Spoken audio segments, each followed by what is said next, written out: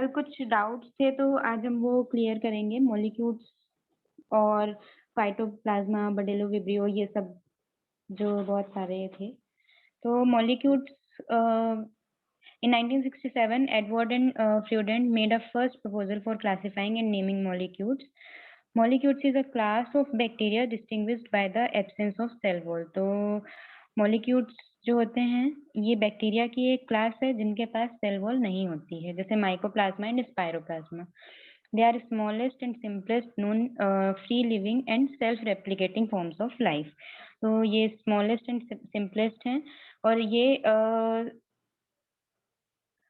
Self replicating होते हैं। They are bacteria of gram positive origin. Molecules gram positive होते हैं। The word molecule is derive from the Latin mollis meaning soft और pliable and cutis means skin. तो जो skin इनकी soft होती है। मॉलिक्यूल एक लैटिन वर्ड है जिसका मतलब है कि soft skin. Individual are very small, typically only 200 to 300 nanometer in size. Then ये कुछ डिसीज कॉज करते हैं, जैसे banana bunchy top of papaya, little leaf of egg plant, little leaf of legumes, mulberry dwarf. और इनके कुछ symptoms होते हैं stunting, phyllody, abnormal fruits and seeds, sterile flower. तो ये जब हम डिसीज वाला पोर्शन पढ़ेंगे तो उसमें ये सब कवर करेंगे। Molecules completely lack cell walls and have only a unit membrane containing cholesterol. तो इनकी जो मेम्ब्रेन होती है उसमें कोलेस्ट्रॉल होता है और इनके पास सिर्फ एक ही मेम्ब्रेन होती है। They are polar and their shape is relatively well defined although it can be variable. तो ये पोलर होते हैं एंड इनका जो शेप होता है वो वेल डिफाइंड होता है और इनमें सेल वॉल नहीं होती है, तो शेप जो होता है वो वेरिएबल नेचर का होता है, वो चेंज हो जाता है।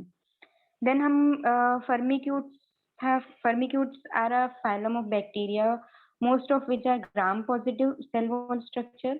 A few however such as Megastera, Pectinatus, Selenomonas and Zymophilus। तो ये नाम याद रखने की जरूरत नहीं है। फर्मिक्यूट्स में मेजॉरिटी जो है वो ग्राम पॉजिटिव टाइप के हैं, और कुछ हैं जो they have a porous pseudo outer membrane that cause them to stain gram negative. तो उनमें से कुछ ऐसे हैं जो जिनकी जो आउटर मेम्ब्रेन है वो पोरस है, तो वो निगेटिव स्टेनिंग शो करते हैं, निगेटिव ग्राम स्टेनिंग शो करते हैं। पहले साइंटिस्ट ने फर्मिक्यूट्स को इंक्लूड किया था ग्राम पॉजिटिव बैक्टीरिया में, but have recently defined them to be a core group of related forms called low G plus C group in contrast to the actinobacteria. तो पहले ये ग्राम पॉजिटिव में थे, अब इनको रिसेंटली डिफाइन किया गया है ऐसे ऑर्गेनिज्म में जिनका जीसी कंटेंट लो है। They have round cells called cocci, singular कोकस और रॉड लाइक फॉर्म्स। तो ये कोकस या कोकाई और बेसिलस फॉर्म में होते हैं। सो ये देन जीसी कंटेंट क्या है मैम? जीसी ग्वानिन और साइटोसिन। Okay okay. हाँ। Then rickettsial like organism. तो ये ऑब्लिगेट इंट्रासेल्युलर पैरासाइट्स होते हैं। ये जो नीचे ऑर्गेनिज्म दिए हैं ये इनको मेनली ट्रांसफर करते हैं, और ये रिकेट्सिया जो होस्ट के अंदर है, ये सेकेंड वाले जिसमें एरो दिख रहा है, रेड रेड जो स्टेनिंग दिख रही है, वो रिकेट्सिया लाइक ऑर्गेनिज्म है। ये ऑब्लिगेट इंट्रासेल्युलर पैरासाइट्स होते हैं, मतलब कि ये आउट ऑफ सेल इनका कोई वो नहीं होता है, मतलब सरवाइव नहीं कर सकते हैं। ग्राम निगेटिव प्लियोमॉर्फिक बैक्टीरिया होते हैं। Most are zoonosis spread to humans by arthropods except Q fever. तो मोस्टली जो होते हैं वो ऑर्थ्रोपोड्स से ट्रांसफर होते हैं, एक्सेप्ट जो क्यू फीवर का रिकेट्सिया होता है। वैसे ये इतना इम्पोर्टेंट नहीं है बट याद कर सकते हैं। Can not grow in culture media but cultivable only in living tissues. तो ये ऑब्लिगेट इंट्रासेल्युलर होते हैं, ये कल्चर मीडिया पे ग्रो नहीं कर सकते हैं, बट ये लिविंग जो टिश्यूज होते हैं उनमें कल्टिवेबल होते हैं। No human to human transmission, ये सिर्फ ऑर्थ्रोपोड से ही ट्रांसफर होते हैं, ह्यूमन टू ह्यूमन ट्रांसमिशन नहीं होता है। Then Bdellovibrio, it was first time described by Stolp and Starr in 1963. They are gram negative होते हैं Bdellovibrio. They are curved bacilli, exist independently, rod shaped, single flagella, and they are parasite against gram negative bacteria. तो जो ये Bdellovibrio होते हैं ये other gram negative bacteria को through phagocytosis और थ्रू अदर प्रोसेसेस ये उनको ही किल करते हैं, उनको उनसे ही अपना फूड वगैरह लेते हैं, या कहें कि ये ग्राम नेगेटिव बैक्टीरिया को खाते हैं. ये बडेलोविब्रियो का स्ट्रक्चर है. Bdellovibrio is a genus of gram-negative obligate aerobic bacterium. One of the more notable character of this genus is that members can prey upon other gram-negative bacteria and feed on the biopolymers. तो ये other gram negative bacteria पे feed करते हैं और उनका जो biopolymers है उसको यूज करते हैं, जैसे प्रोटीन, न्यूक्लिक एसिड जो उनके होस्ट होते हैं. They have two lifestyles, a host dependent, highly mobile phase, the attack phase, in which they form bdelloplast in their host bacteria, and a slow growing irregularly shaped host independent. तो दो type के life forms होते हैं इनमें. एक host dependent होती है जिसमें ये बहुत एक्टिव होते हैं. ये इनकी अटैक फेज होती है जहाँ पे ये बडेलोप्लास्ट बनाते हैं इनके जिस होस्ट में ये रहते हैं. एंड एक स्लो ग्रोइंग फेज होती है जिसमें ये इरेगुलर स्टेज में होते हैं और इंडिपेंडेंट होते हैं. मतलब एक होस्ट डिपेंडेंट फेज होती है और एक होस्ट इंडिपेंडेंट फेज होती है. होस्ट डिपेंडेंट में ये काफी विरुलेंट नेचर के होते हैं, काफी मोबाइल भी होते हैं और इनकी ग्रोथ भी फास्ट होती है. और जो होस्ट इंडिपेंडेंट फेज होता है इसमें स्लो ग्रोइंग होते हैं.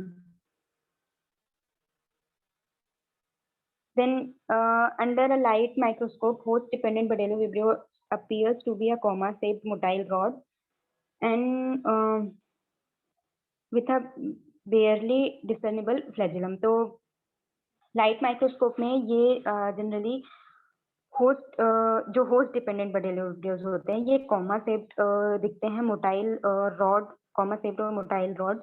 और इनमें जो फ्लैजिला होता है ये ज्यादा एक्सटेंडेड नहीं दिखता है. बडेलोविब्रियो shows up as सॉरी देखा हमने अभी बडेलोविब्रियोस में फ्लैजिला शो होता है. ये पिलाई है.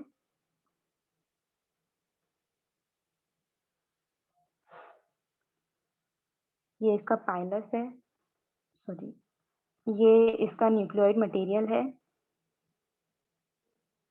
और यहाँ कुछ ट्यूबुलर स्ट्रक्चर्स हैं. ये इसकी मेम्ब्रेन है, आउटर मेम्ब्रेन, इनर मेम्ब्रेन. तो ये स्ट्रक्चर देख लेना.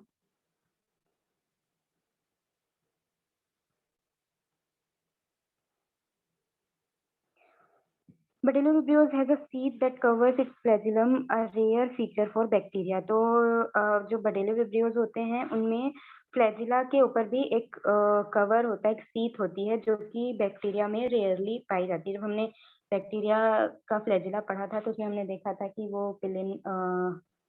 वो फ्लैजिलिन प्रोटीन से बनता है. और क्या पढ़ा था हमने इसके फ्लैजिला के कैरेक्टर में? 9+2 का फॉलो नहीं करता है. और एक हमने इसका कैरेक्टर पढ़ा था फ्लैजिला का. और एक प्लेफरोब्लास्ट बेसल हुक एंड फिलामेंट होलो होता है, ऐसा कुछ पढ़ा था हमने. Yes yes ma'am. मैम. हाँ. तो लेकिन इसमें हमने ऐसा कुछ भी नहीं पढ़ा था कि वो उसमें कोई कवरिंग होती है. तो जनरली बैक्टीरिया के फ्लैजिला में कवरिंग नहीं होती है, लेकिन जो बडेलोविब्रियोस होते हैं उनके फ्लैजिला में कवरिंग होती है. Flagellar motion stops once Bdellovibrios has penetrated its prey and the flagella is then shed. तो जब ये अपने प्रे पे इंटर करता है तो फ्लैजिला का मोशन रुक जाता है और इसका जो फ्लैजिला है वो बाहर ही रह जाता है और जो बडेलोविब्रियोस है वो होस्ट के अंदर इंटर कर जाता है. Host independent Bdellovibrio appear amorphous and larger than the predatory phase. तो जो होस्ट डिपेंडेंट होते हैं उनसे थोड़ा बड़े दिखते हैं जो होस्ट इंडिपेंडेंट बडेलोविब्रियोस होते हैं. देन हम आते हैं fastidious bacteria. Fastidious bacteria are bacteria that need an addition of special nutritional supplements and maintenance of proper condition to grow. मतलब इनको जो नॉर्मल मीडिया होता है उसमें नॉर्मल मीडिया के साथ साथ इनको एक्स्ट्रा से स्पेशल न्यूट्रिएंट की जरूरत होती है, न्यूट्रिशनल सप्लीमेंट की प्रॉपर ग्रोथ के लिए. In other words they are bacteria which have a complex nutritional requirement. They exhibit a slow growth on agar plates. They also take more time to multiply. और ये जो fastidious bacteria होते हैं इनको complex इनका जो न्यूट्रिशनल रिक्वायरमेंट होता है वो कॉम्प्लेक्स होता है. ये अगार प्लेट पे स्लो ग्रोथ एग्जिबिट करते हैं. They also take more time to multiply. In general, these bacteria are unable to grow when the atmospheric condition differ from those that they need. तो वैसे तो जनरली ये कैरेक्टर सभी में होता है कि अगर फेवरेबल कंडीशन नहीं होगी तो वो ग्रोथ शो नहीं करेंगे. बट ये जो फास्टिडियस बैक्टीरिया होते हैं इनकी मेन जो स्पेशल रिक्वायरमेंट होती है वो न्यूट्रिशनल सप्लीमेंट होती है. और ये अगर एटमॉस्फेरिक कंडीशन उनके अकॉर्डिंग नहीं है तो ये ग्रोथ बिल्कुल भी नहीं करते हैं. The inability to grow fast is due to their incapability to synthesize organic molecules that are required. तो ये जो फास्टिडियस बैक्टीरिया होते हैं ये ऑर्गेनिक मॉलिक्यूल्स जो ऑर्गेनिक मॉलिक्यूल्स है वो सिंथेसाइज नहीं कर सकते, इसलिए ये फास्ट ग्रो भी नहीं करते हैं. फास्टिडियस नाम है तो ये फास्टिडियस वहीं पे फास्टली ग्रो करते हैं जहाँ पे इनको उनके according nutritional supplement nutritional requirement मिलती हैं. Hello ma'am. हाँ, मैम जो फास्टिडियस है इसी को शायद रिकेट्सिया लाइक ऑर्गेनिज्म बोलते हैं. फास्टीडिया में तो ये कुछ आते हैं ना, कंपाइलोबैक्टर, लैक्टोबैसिलस स्पीसीज. जैसे कि कंपाइलोबैक्टर जो होते हैं उनको शायद CO2 रिक्वायरमेंट होती है, तो इसलिए वो अगर CO2 की जो कंपाइलोबैक्टर होते हैं वो मतलब इनमें ना ऐसे ऑर्गेनिज्म आते हैं जो अभी हमने देखा कि उनको एक स्पेशल रिक्वायरमेंट होती है. तो हम ऐसा नहीं कह सकते ना कि रिकेट्सिया, क्योंकि रिकेट्सिया तो लिविंग में होते हैं और जो ये कंपाइलोबैक्टर है ये अगर CO2 की रिक्वायरमेंट अदर चीजों के हिसाब अदर रिक्वायरमेंट के साथ साथ CO2 की रिक्वायरमेंट प्रॉपर हुई तो ये ग्रो करेंगे. तो ऐसा हम नहीं कह सकते कि ये रिकेट्सिया लाइक ऑर्गेनिज्म में आते हैं. बाकी एक बार मैं और चेक कर लूंगी, क्योंकि अगर हम एग्जाम्पल्स में देखें तो ये थोड़ा डिफरेंट है. ओके, ये थोड़ा एक डायग्राम है निजेरिया गोनोरे की. निजेरिया गोनोरे ये गोनोरिया डिसीज कॉज करता है ह्यूमंस में. Fastidious bacteria cause difficulties in antimicrobial susceptibility testing as well.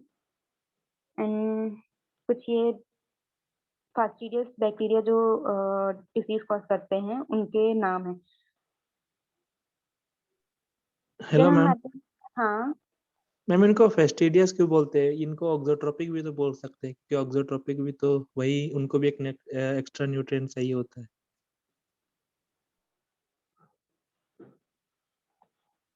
देखो ऑक्सोट्रोपिक क्या होते हैं? जिनको ऑक्सोट्रोपिक क्या होते हैं?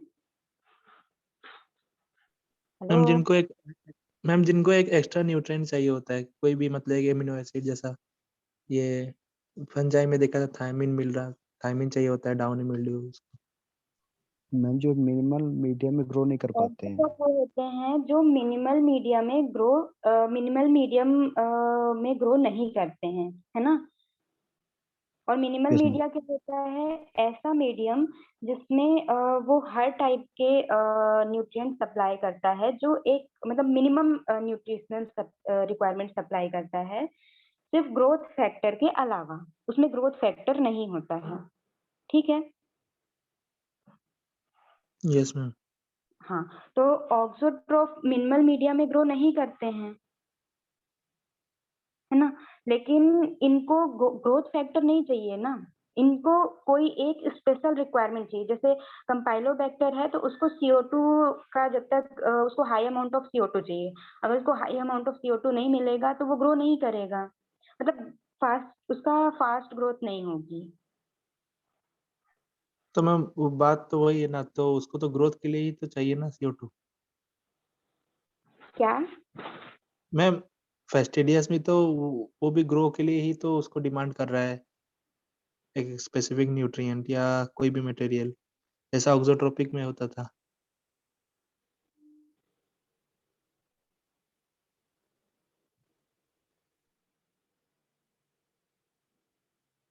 देखो, ऑक्सोट्रोप्स जो होते हैं, वेट,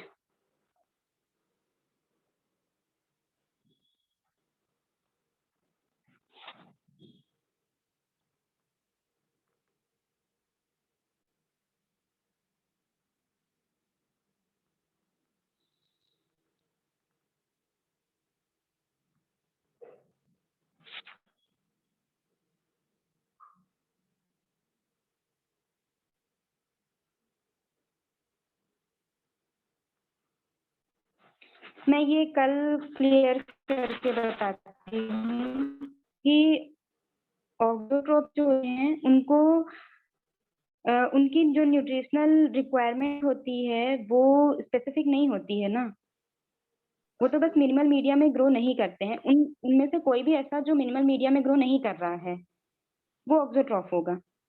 मे भी ऐसा हो सकता है कि ये जो फास्टिडियस बैक्टीरिया है वो ऑक्सोट्रॉफ्स के ही अंदर आते हों। Yes ma'am. हाँ, तो मैं ये नेक्स्ट क्लास में जब भी होगी उसमें कंफर्म कर दूंगी। Hello ma'am. हाँ, मैम जो ये फास्टिडियस वेस्कुलर बैक्टीरिया है इसी को रिकेट्सियम बोलते हैं। क्या? जो वेस्कुलर बैक्टीरिया होता है ना मैम, इसी को रिकेट्सिया लाइक ऑर्गेनिज्म बोलते हैं।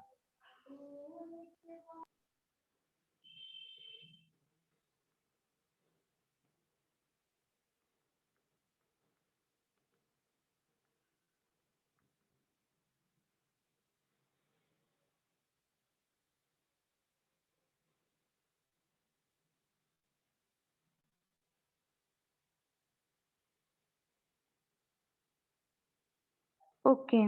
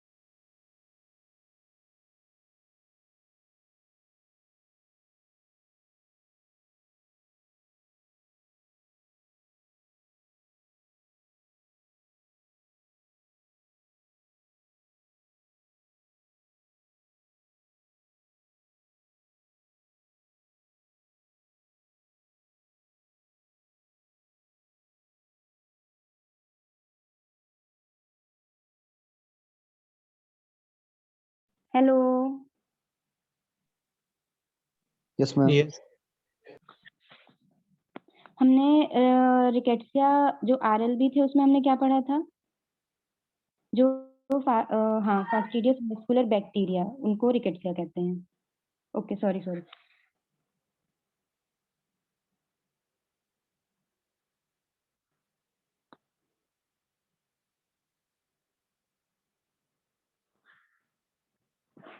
ओके, आगे बढ़ें। Yes ma'am. Yes ma'am. जो नॉन फास्टिडियस बैक्टीरिया होते हैं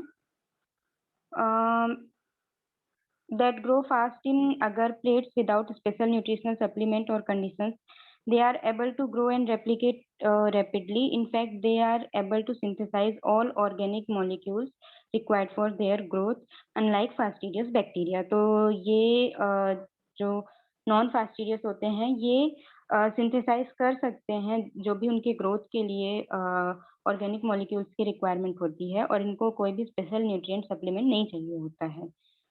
They do not have problem in growing laboratory media under normal atmospheric conditions. This is because they possess a simple nutritional requirement. तो इनको normal atmospheric condition या laboratory media में grow करने में कोई problem नहीं होती है, क्योंकि ये सिंपल, इनका जो न्यूट्रिशनल रिक्वायरमेंट होता है एकदम सिंपल होता है। देन माइकोप्लाज्मा और फाइटोप्लाज्मा में डिफरेंस। तो जो माइकोप्लाज्मा होते हैं, they are any group of small typically parasitic bacteria that lack cell walls and sometimes causes disease. तो ऐसे बैक्टीरिया या स्मॉल पैरासिटिक बैक्टीरिया जिनके पास सेल वॉल्स नहीं होती है। तो माइकोप्लाज्मा को प्लूरोनिमोनिया लाइक ऑर्गेनिज्म भी बोलते हैं। माइकोप्लाज्मा के बारे में हमने शायद बैक्टीरिया वाले चैप्टर में पढ़ा भी था। Yes ma'am. हाँ, और phytoplasma they are an obligate bacterial parasite of plant phloem tissue and of the insect vector. तो जब हमने फाइटोप्लाज्मा भी शायद हमने पढ़ा है कि जो फाइटोप्लाज्मा होते हैं इनमें ये मेनली फ्लोएम टिश्यूज में ही होते हैं। ये शायद जब हम नॉर्मल कैरेक्टरिस्टिक्स पढ़ रहे थे उस टाइम पे हमने पढ़ा था। और इनको माइकोप्लाज्मा लाइक ऑर्गेनिज्म भी कहते हैं। इनमें भी सेल वॉल नहीं होती है, फाइटोप्लाज्मा में भी। ठीक है। हेलो। हाँ, और जो माइकोप्लाज्मा होते हैं ये ह्यूमंस, एनिमल्स, प्लांट में भी पैरासिटिक होते हैं, और जो फाइटोप्लाज्मा होते हैं मेनली प्लांट फ्लोएम टिश्यूज में ही पैरासिटाइज करते हैं, और कुछ इंसेक्ट वेक्टर्स में भी ये पैरासिटिक होते हैं। Can be grown in an isotonic medium. Mycoplasma को आइसोटोनिक मीडियम में ग्रो कर सकते हैं, लेकिन फाइटोप्लाज्मा ऑब्लिगेट बैक्टीरियल पैरासाइट होते हैं। और ये इंसेक्ट या फिर इंसेक्ट वेक्टर में ये ऑब्लिगेट पैरासाइट होते हैं, इसलिए इनको हम कल्चर मीडिया में ग्रो नहीं कर सकते हैं। Spiroplasma are helical prokaryotic microorganisms. They are associated with a few diseases in plants. ये हेलिकल होते हैं स्पाइरोप्लाज्मा, प्रोकैरियोट्स में ही आते हैं। इनमें ट्रू सेल वॉल नहीं होती है। Cell is surrounded by a triple layered unit membrane. They are cultured phytopathogens forming fried egg type of colonies. जब हम इनको कल्चर करते हैं तो जो कॉलोनी अपीयर होती है वो फ्राइड एग लाइक होती है। अभी हम इसका स्ट्रक्चर देखेंगे। The cells of spiroplasma can vary in shape. They may be spherical, slightly ovoid or helical. Spiroplasma show rapid rotary और screw motion. तो ये रोटेटरी या रोटरी मोशन या स्क्रू मोशन शो करते हैं, जैसे रोटेशन वाला।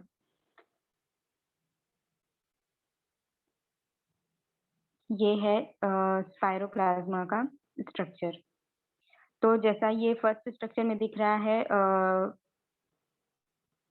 ये फ्राइड एग अपीयरेंस, ये कल्चर कॉलोनी है इनकी। तो ये ऐसे दिखते हैं जैसे कि फ्राइड एग हो स्पाइरोप्लाज्मा।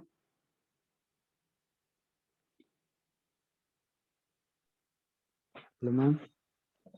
हाँ, मैम स्पाइरोप्लाज्मा ग्राम पॉजिटिव होगा ग्राम नेगेटिव होगा? क्या? जो स्पाइरोप्लाज्मा है तो ग्राम पॉजिटिव बैक्टीरिया है कि ग्राम नेगेटिव बैक्टीरिया है? आगे आ रहे हैं हम। थोड़ा मेरी स्लाइड अनशेयर हो गई है, शायद शो नहीं हो रही होगी।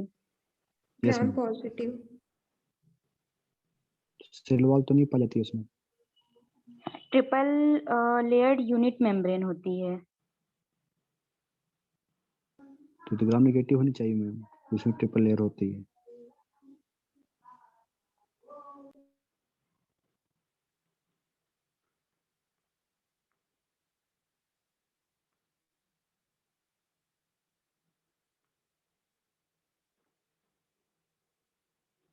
स्लाइड नहीं शेयर हो रही है।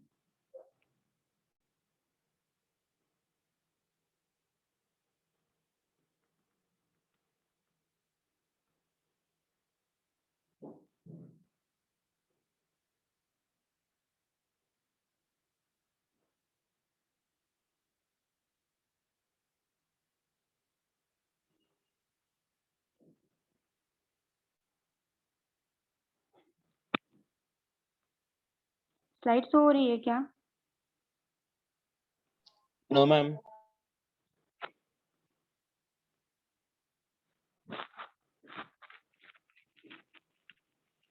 देखो, जो स्पायरोप्लाज्मा होते हैं वो ट्रिपल लेयर्ड होते हैं, ना कि इनमें ट्राइपार्टाइट मेम्ब्रेन होती है, ठीक है। और वॉललेस होते हैं, बट ये ग्राम स्टेनिंग को वो मतलब रिएक्ट करते हैं, तो इसलिए ये ग्राम पॉजिटिव होते हैं। हेलो। Okay ma'am.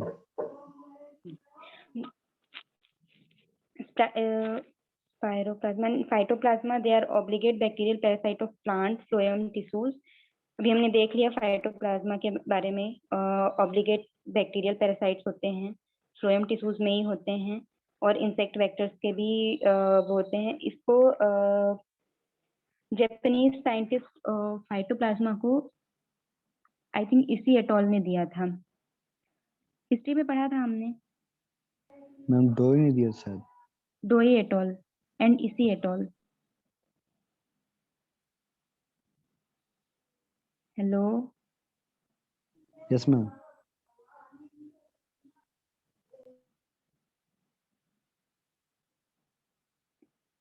फिर ये कुछ उसके जनरल कैरेक्टरिस्टिक्स हैं कि जो फाइटोप्लाज्मा होते हैं यूनिसेलुलर प्रोकैरियोटिक पैथोजेंस होते हैं।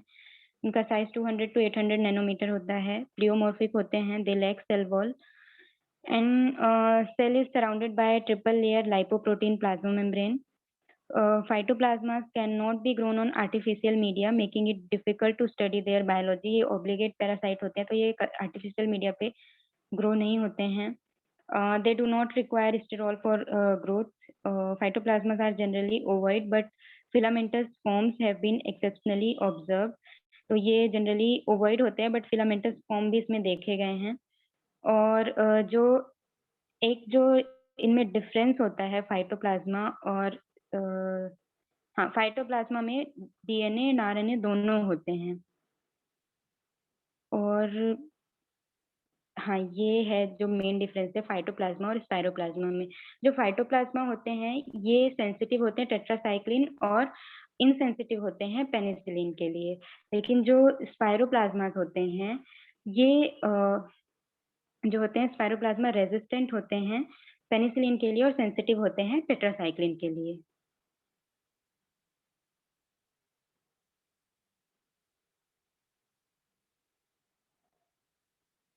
ओके। नहीं, एक बार रिपीट कर दीजिए रेजिस्टेंस वाला टेट्रासाइक्लिन। जो स्पायरोप्लाज्मास होते हैं वो रेजिस्टेंट होते हैं पेनिसिलिन के लिए। टेट्रासाइक्लिन के लिए तो दोनों सेंसिटिव होते हैं, क्योंकि टेट्रासाइक्लिन मेनली किस पे एक्ट करता है?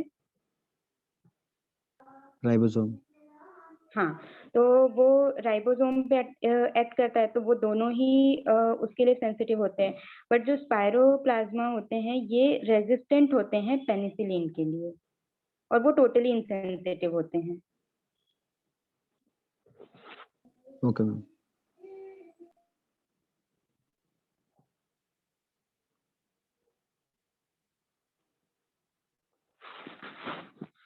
ठीक है, नेक्स्ट क्लास में हम पढ़ेंगे वायरस, और वायरस पढ़ के आना थोड़ा उसका हिस्ट्री वगैरह, बाकी हम क्लास में डिस्कस करेंगे। मैम हाँ, एपिसोम क्या होता है? एपिसोम क्या होता है? जब जो प्लाज्मिड होता है वो बैक्टीरियल क्रोमोसोम से अटैच हो जाता है।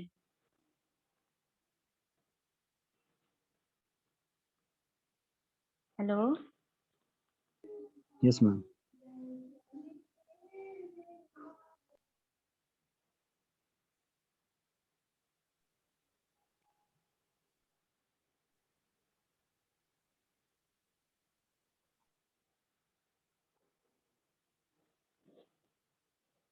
और क्लास खत्म करें? Yes ma'am. Thank you.